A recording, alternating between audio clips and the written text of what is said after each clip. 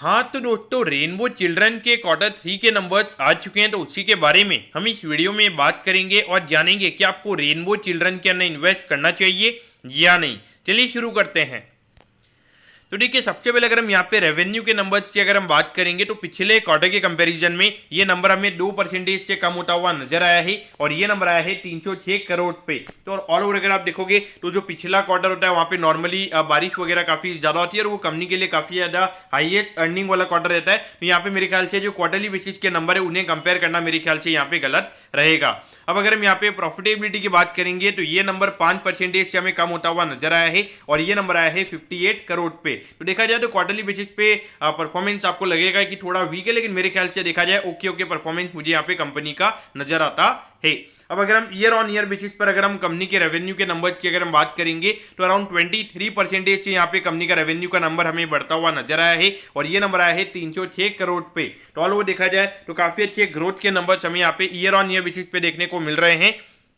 और अगर हम यहाँ पे प्रॉफिटेबिलिटी की बात करेंगे तो ये नंबर हमें 29% से ईयर ऑन ईयर बेसिस पे बढ़ता हुआ नजर आया है और ये नंबर आया है 58 करोड़ पे। तो देखिए यहाँ पर अगर आप देखोगे ईयर ऑन ईयर बेसिस का कंपैरिजन मेरे ख्याल से देखा जाए यहाँ पे काफी ज्यादा सही रहेगा और वहां पर अगर आप देखोगे काफी अच्छे ग्रोथ के नंबर्स हमें यहाँ पे देखने को मिल रहे हैं। अब अगर हम यहाँ पे पिछले तीन क्वार्टर्स के प्रॉफिट की अगर हम कंपनी की अगर हम बात करेंगे तो अराउंड 160 करोड़ का नेट प्रॉफिट का नंबर हमें यहाँ पे कंपनी का नजर आता है और लगभग 60 करोड़ के लगभग के प्रॉफिट के नंबर्स कंपनी के जनवरी से मार्च वाले क्वार्टर में हमें नजर आएंगे, यानी कि लगभग 215 से 220 करोड़ के लगभग के नेट प्रॉफिट के नंबर्स हमें यहाँ पे ये कंपनी के ये पूरे फाइनेंशियल ईयर में नजर आएंगे। तो इसके हिसाब से अगर आप देखोगे हार्डली 35 से 40 के लगभग के पी रेशियो पे ये कंपनी हमें ट्रेड होती हुई नजर आ रही है। और अगर आप देखोगे एक डेट फ्री कंपनी हमें यहाँ पे नजर आती है और ये हॉस्पिटल इंडस्ट्री में अगर आप देखोगे तो काफी ज्यादा वर्किंग कैपिटल की रिक्वायरमेंट रहती है और वहां पर अगर आप डेट फ्री हो, काफी अच्छे तरीके से अपनी वर्किंग कैपिटल को अगर आप मैनेज कर रहे हो तो वहां पे नॉर्मली देखा जाए तो पी रेशियो वहां पे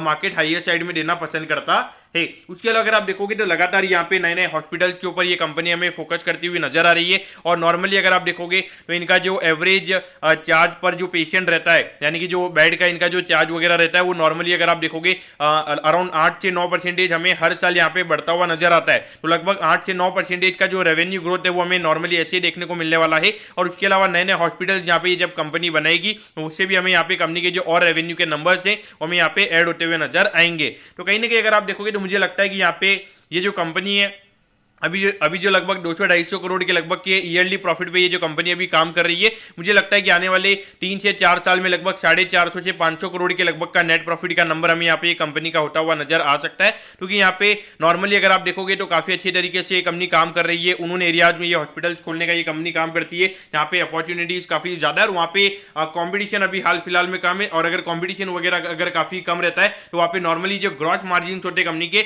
वो नॉर्मली काफी ज्यादा रहते हैं। तो पॉइंट ऑफ व्यू से डेफिनेटली ये जो कंपनी है आपके रडार पे होनी चाहिए। क्योंकि अगर आप देखोगे लगभग अगर हम नेट प्रॉफिट के मार्जिन की भी अगर हम बात करेंगे तो अराउंड यहाँ पे 20% के नेट प्रॉफिट के मार्जिन पे ये कंपनी हमें काम करती हुई नजर आ रही है। और ये इतने अच्छे मार्जिन कंपनी के क्यों हमें नजर आ रहे हैं, तो यहाँ पे इसका मेन रीजन है कंपनी डेट फ्री है। यहाँ पे कंपनी को कोई इंटरेस्ट पे करने की जरूरत नहीं पड़ती है। उस पॉइंट ऑफ व्यू से यहाँ पे हमें ये काफी अच्छी बात यहाँ पे नजर आती है।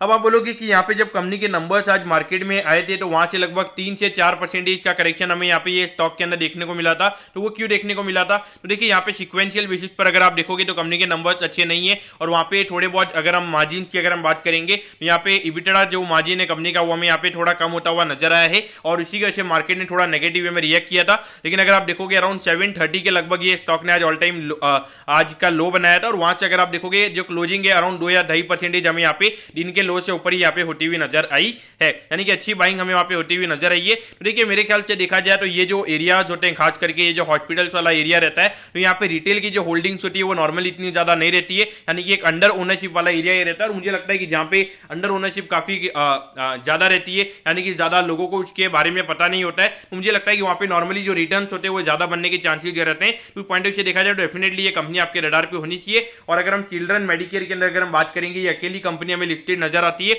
और ये मेन जो कंपनी है इनका मेन फोकस हमें चिल्ड्रन मेडिकेयर पे नजर आता है। बाकी अगर आप देखोगे जो अपोलो हॉस्पिटल्स है, मैक्स वगैरह हॉस्पिटल्स वगैरह है, तो उनका भी मेन फोकस वहां पे भी रहता है, लेकिन उनके अंदर अगर आप देखोगे 10-20% का जो रेवेन्यू है वही उनका वहां से आता हुआ नजर आता है। लेकिन ये जो कंपनी है पूरा चिल्ड्रन मेडिकेयर के ऊपर ये कंपनी हमें फोकस करती हुई नजर आती है।